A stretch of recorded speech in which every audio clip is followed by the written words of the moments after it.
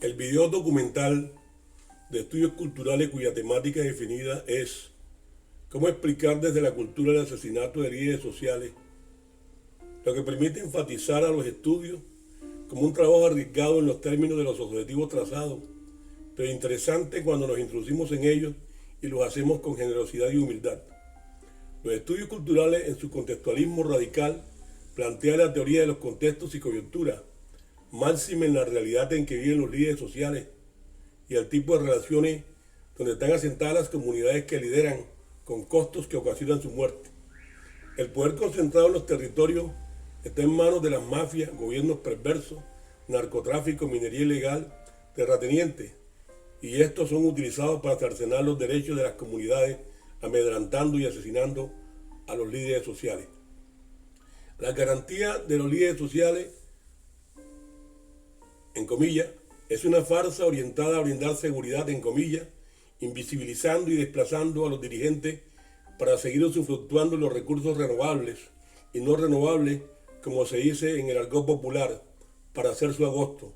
A muchos líderes les toca abandonar los territorios según estadísticas territoriales.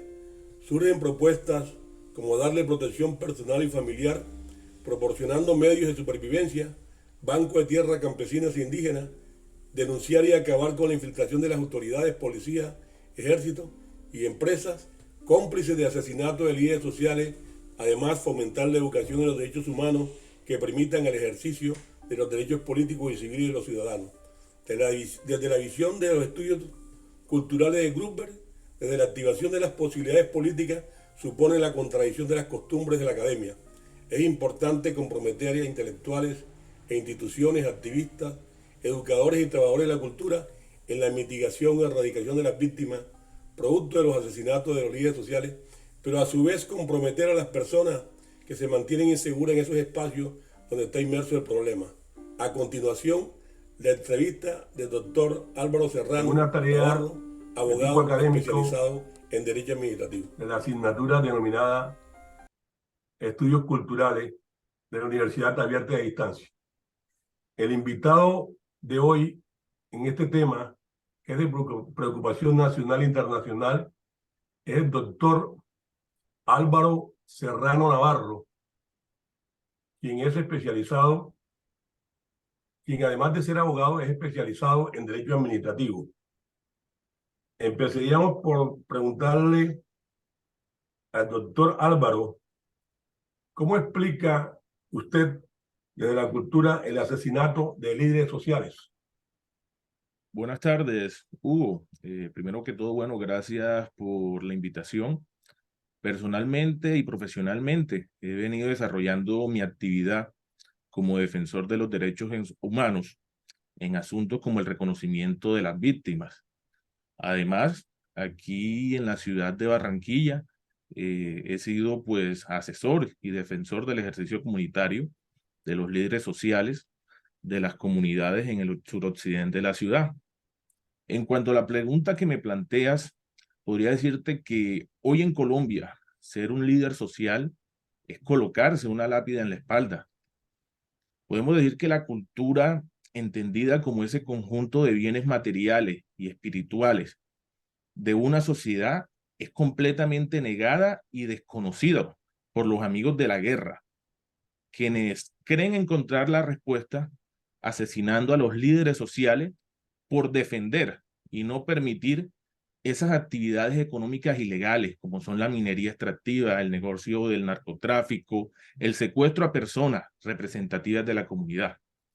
Entonces someten a la población por defender a las comunidades en estos ámbitos, en esos territorios que lastimosamente aquí en Colombia son territorios marginados. ¿Conoce usted, doctor Álvaro, algunas estadísticas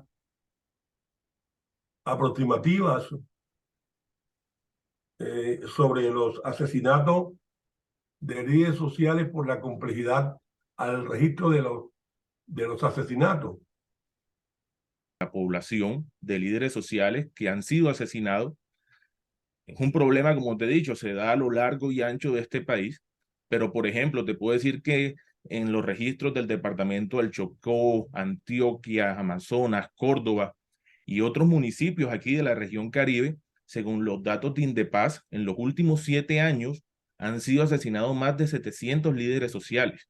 Ahora, si nos vamos a las cifras de la Organización de las Naciones Unidas, nos reporta que son más de 1.300 líderes sociales que han sido asesinados. Álvaro, ¿tiene usted algunas propuestas o manera de consideración para detener el asesinato de líderes sociales en Colombia?